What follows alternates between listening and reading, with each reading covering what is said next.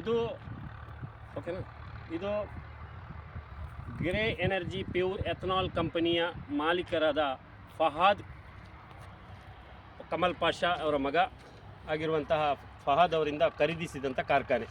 ಇದನ್ನು 2ನೇ ಸಲ ಖರೀದಿಸಿರೋದು ನಾನು. ನನ್ನ ಹೆಸರು Abdul Majeed, metal pillar unit processor private limited ಕಂಪನಿಯ ಮಾಲೀಕ. ನಾನು ಆಗಸ್ಟ್ 5, 8, 2024ರಂದು ಈ ಕಾರ್ಖಾನೆಯನ್ನು ಫಹಾದ್ ಅವರಿಂದ ಖರೀದಿಸಿಕೊಂಡೆ.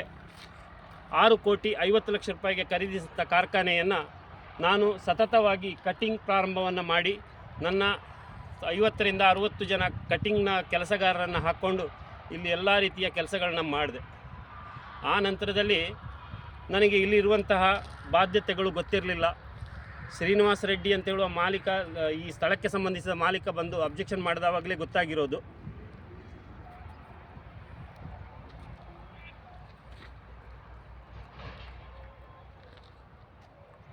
ಇದೇ ಶ್ರೀನಿವಾಸ ರೆಡ್ಡಿಗೆ ಸಂಬಂಧಿಸಿದ ಸ್ಥಳ.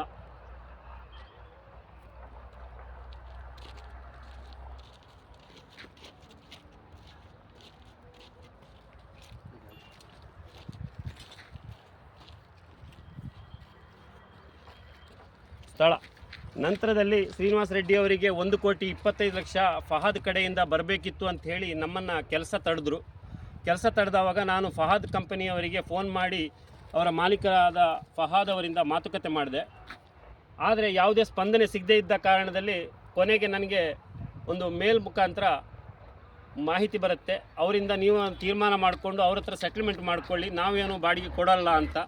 ಆವಾಗ 1-2 ತಿಂಗಳ ಮಟ್ಟಿಗೆ ನನಗೆ ಬಿಟ್ಟು ಕೊಡಿ, ನಾನು ಕೆಲಸ ಮಾಡ್ಕೊಳ್ತೀನಿ, ಯಾವುದೇ ತೊಂದರೆ ಬರದೇ ಇದ್ದಾಗ ನಾನು ನೋಡ್ಕೊಳ್ಳಿ ನೀವು ನನಗೆ ಅಂಥೇಳಿ ಫಹಾದ್ ಅವರಿಗೆ ಹೇಳಿದೆ. ಆದರೆ ಎಷ್ಟೇ ರಿಕ್ವೆಸ್ಟ್ ಮಾಡಿದರೂ ಕೂಡ ಆತ ಕ್ಯಾರೆ ಮಾಡಿಲ್ಲ. ಕೊನೆಗೆ ಶ್ರೀನಿವಾಸ ರೆಡ್ಡಿ ಅವರು ಕೆಲಸ ಮಾಡೋದಕ್ಕೆ ನನಗೆ 5 ಲಕ್ಷ ರೂಪಾಯಿ ಕೊಡಬೇಕು ಅಂತೇಳಿದರು. 3 ತಿಂಗಳಿಗೋಸ್ಕರ 15 ಲಕ್ಷ ರೂಪಾಯಿಯನ್ನು ನಾನು ನನ್ನ ಖಾತೆಯಿಂದ 12 ಲಕ್ಷ ರೂಪಾಯಿ ಹಾಗೂ ನಗದಾಗಿ 3 ಲಕ್ಷ ರೂಪಾಯಿಯನ್ನು ಕೊಟ್ಟಿದ್ದೇನೆ. ನಂತರದಲ್ಲಿ ಕೆಲಸ ಮಾಡಲಿಕ್ಕೆ ನಾವು ಪ್ರಾರಂಭ ಮಾಡಿದ 1 ವಾರದಲ್ಲೇ JMFC ನ್ಯಾಯಾಲಯ ಸಿಂಧನೂರಿನಿಂದ ಒಂದು ಎಕ್ಸಿಕ್ಯೂಷನ್ ಕೇಸಿನ ಒಂದು ಪ್ರಕರಣ ಇಲ್ಲಿ ಬರ್ತದೆ. ಅಲ್ಲಿನ ಅಧಿಕಾರಿಗಳು ಬಂದು ಈ ಕಾರ್ಖಾನೆಯನ್ನು ತಡೆದು ನಿಲ್ಲಿಸ್ತಾರೆ. ನೀವು ಯಾವುದೇ ರೀತಿಯಲ್ಲಿ ಇಲ್ಲಿ ಕೆಲಸ ಮಾಡಬಾರ್ದು, ನೀವು ಕಟ್ ಮಾಡಿರುವಂತಹ ಎಲ್ಲ ವಸ್ತುಗಳನ್ನು ನಾವು ನ್ಯಾಯಾಲಯಕ್ಕೆ ಹಾಜರು ಮಾಡಬೇಕು, ನ್ಯಾಯಾಲಯದ ಆದೇಶ ಇದೆ ಅಂತ ಹೇಳಿದವಾಗ ನಾವು ಗೌರವಿಸಿ ಆದೇಶಕ್ಕೆ ನಾವು ಬದ್ಧರಾಗಿದ್ದೇವೆ. ಅದಕ್ಕೋಸ್ಕರ ನಾವು ಮೆಟೀರಿಯಲನ್ನು ಅವರಿಗೆ ತಗೊಂಡೋಗಲಿ, ಎಷ್ಟು ಬೇಕು ತಗೊಂಡೋಗಿ ಅಂತ ಹೇಳಿದ್ದೇವೆ. ಅದನ್ನು ತಗೊಂಡೋಗಿ ನ್ಯಾಯಾಲಯದಲ್ಲಿ ಆಕ್ಷನ್ನಲ್ಲಿ ಆ ಕಂಪನಿಯ ವಿರುದ್ಧ, ಗ್ರೇ ಎನರ್ಜಿಯ ವಿರುದ್ಧನೇ ಕೇಸ್ ಆಗಿರೋದು. ಅದು ಇದ್ದರೂ ಕೂಡ ನಮಗೆ ಅಗ್ರಿಮೆಂಟ್ ಪ್ರಕಾರದಲ್ಲಿ ನಮಗೆ ಆ ವಿಷಯವನ್ನು ತಿಳಿಸಿರಲಿಲ್ಲ. ಎಲ್ಲ ಅಡಚಣೆಗಳು ಫಹಾದ್ ಕಡೆಯಿಂದನೇ ಆಗಿರುವುದರಿಂದ ನನಗೆ ತುಂಬ ಅನ್ಯಾಯ ಆಗಿದೆ. ಇಲ್ಲಿರುವಂಥ ಬಹು ಗಾತ್ರದ 35 ಅಡಿ ಎತ್ತರದ ಕಾರ್ಖಾನೆ ಸಂಪೂರ್ಣ ನಾಶವಾಗಿದ್ದು ಈಗ ಇಲ್ಲಿ ಯಾವುದೇ ರೀತಿಯ ಕಾರ್ಖಾನೆ ಇಲ್ಲ. ಆದರೆ ಅದರ ಹಳೆ ಚಿತ್ರಗಳನ್ನು ಕೂಡ ನಾನು ನೀಡ್ತಾ ಇದ್ದೇನೆ. ಇಲ್ಲಿ ಕಾರ್ಖಾನೆ ಪಡೆದಾಗ ನಾನು 1,70,00,000 ರೂಪಾಯಿ ಕ್ಯಾಶ್ ಆಗಿ ಅಕೌಂಟ್ ಥ್ರೂ ಆಗಿ ಫಹಾದ್ ಕಂಪನಿಯವರಿಗೆ ಕಳಿಸಿದ್ದೇನೆ. ಆಮೇಲೆ 50 ಲಕ್ಷ ರೂಪಾಯಿಯನ್ನು ನಾನು ನಗದಾಗಿ ನೀಡಿದ್ದೇನೆ. ಈ ಇಷ್ಟೆಲ್ಲ ಇರುವಾಗ ನನ್ನ ಮೇಲೆ 3,50,00,000 ರೂಪಾಯಿಯ ಚೆಕ್ಕನ್ನು, ನಾನು ಸೆಕ್ಯೂರಿಟಿಗಾಗಿ ನೀಡಿರುವಂಥ ಚೆಕ್ಕನ್ನು ದುರುಪಯೋಗಪಡಿಸ್ಕೊಂಡು ಕೇಸ್ ಹಾಕಿದ್ದಾರೆ. ಅಲ್ಲದೆ ಬೇರೆ ವ್ಯಕ್ತಿಗಳನ್ನು ಬಿಟ್ಟು 1 ವರ್ಷ 6 ತಿಂಗಳ ಹಿಂದೆ ನನ್ನನ್ನು ಅಪಹರಣ ಕೂಡ ಮಾಡಿಸಿ, ಮೂಡಬಿದ್ರೆಯ ರಿಯಾಜ್ ಎಂಬವರಿಂದ ನನ್ನನ್ನು ಅಪಹರಣ ಮಾಡಿಸಿ, ನಂತರ ನನಗೆ ಯಾವುದೇ ರೀತಿಯ ಕೆಲಸಗಳನ್ನು ಇಲ್ಲಿ ಬಂದು ಮಾಡದೇ ಇದ್ದ ರೀತಿಯಲ್ಲಿ, ನಾನು ಊರಿನಲ್ಲಿ ಇದ್ದೇ ರೀತಿಯಲ್ಲಿ ನನಗೆ ಭಯಪಡಿಸಿ ನಾನು ಊರು ಬಿಡುವಂತೆ ಮಾಡಿದರು.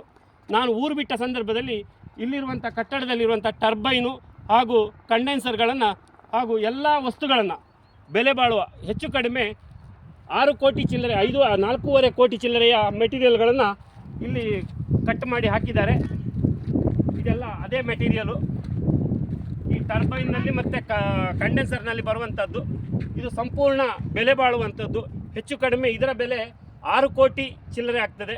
ಆದರೆ ಈಗ ಇಲ್ಲಿ ಇದ್ದದ್ದು 150 ಟನ್ನು, 100 ಟನ್ನಿನ ಒಳಗೆ ಕಬ್ಬಿಣ ಮಾತ್ರ ಇದೆ. ಆ ಕಬ್ಬಿಣವನ್ನು ಇಲ್ಲಿ ಬಿಟ್ಟು ಹೋಗಿದ್ದಾರೆ. ಆದರೆ ಇದಕ್ಕೆ ಯಾವುದೇ ಬೆಲೆ ಇಲ್ಲ.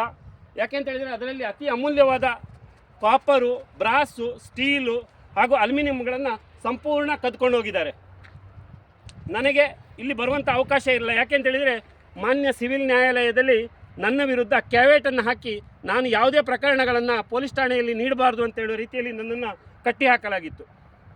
ಇದೇ ವಿಷಯಕ್ಕೆ ಸಂಬಂಧಿಸಿ ಈಗಾಗಲೇ ನಾನು ಸಿಂಧನೂರು ನ್ಯಾಯಾಲಯದಲ್ಲಿ ಇದಕ್ಕೂ ಮುಂಚೆನೇ ಅಂತ ಹೇಳಿದರೆ ಯಾವಾಗ ನನಗೆ ಇಲ್ಲಿ ಅಬ್ಜೆಕ್ಷನ್ ಬಂತೋ ಆವಾಗಲೇ 3 ಪ್ರಕರಣಗಳನ್ನು ನಾನು ದಾಖಲಿಸಿದ್ದೇನೆ. ಗ್ರೇ ಎನರ್ಜಿ ಪ್ಯೂರ್ ಎಥನಾಲ್ ಕಂಪನಿಯ ವಿರುದ್ಧ, ಫಹಾದ್ ಅವರ ಕಂಪನಿಯ ವಿರುದ್ಧ. ಆದರೆ ಇಲ್ಲಿನ ಕೆಲವು ಕಳವು ಪ್ರಕರಣದಲ್ಲೂ ಕೂಡ ಫಹಾದ್ ಹಾಗೂ ಆರಿಫುಲ್ಲಾ ಖಾನ್ ಹಾಗೂ ವಿಜಯ್ ಕುಮಾರ್ ಹಾಗೂ ನಾಗರಾಜ್ ಎಂಬವರು ಭಾಗಿಯಾಗಿ ಇಲ್ಲಿನ ಕೆಲವು ಮೆಷಿನರಿಗಳನ್ನು, ಸಣ್ಣ ಪುಟ್ಟ ಮೆಷಿನರಿಗಳನ್ನು ನನಗೆ ನೀಡುವುದಕ್ಕಿಂತ ಮುಂಚೆನೇ ಕದ್ದುಕೊಂಡು ಹೋಗಿ ಹಾವೇರಿ ಜಿಲ್ಲೆಯಲ್ಲಿ ಅವರ ಕಾರ್ಖಾನೆಯಲ್ಲಿ ಇಟ್ಕೊಂಡಿದ್ದು, ಅದರ ಬಗ್ಗೆ ಕೂಡ ಚಿತ್ರಣ ನನ್ನ ಹತ್ರ ಇದೆ. ಅದನ್ನು ಕೂಡ ನಾನು ದಾಖಲಿಸ್ತೇನೆ. ದಯವಿಟ್ಟು ಇದಕ್ಕೆ ಸಹಕಾರ ನೀಡಬೇಕು ಅಂತ ಪೊಲೀಸ್ ಇಲಾಖೆಯಲ್ಲಿ ಹಾಗೂ ಸಾರ್ವಜನಿಕರಲ್ಲಿ ವಿನಂತಿಸ್ತೇನೆ.